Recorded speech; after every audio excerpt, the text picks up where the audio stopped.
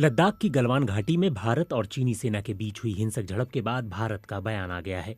भारत ने कहा है कि दोनों देशों के बीच बन रही आपसी सहमति का चीन ने सम्मान नहीं किया है।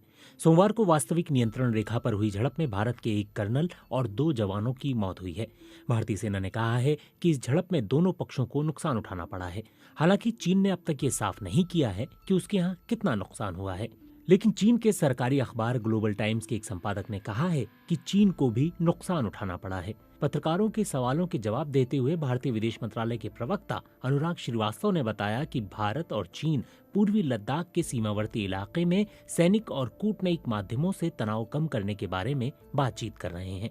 उन्होंने बताया 6 जून को सीनियर कमांडरों की बैठक काफी अच्छी रही थी और उसमें तनाव कम करने की प्रक्रिया पर सहमति बनी थी।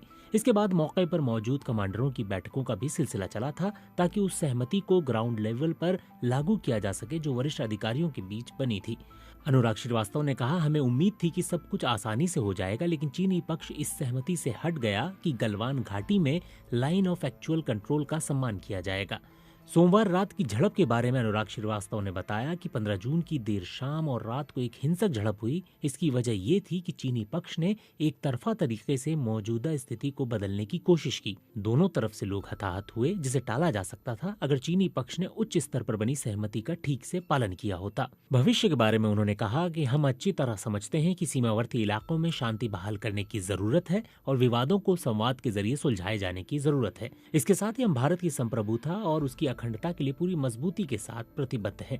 इससे पहले चीन ने गलवान घाटी में हुई इस झड़प को अवैध गतिविधि बताते हुए इसे भड़काऊ हरकत करार दिया था।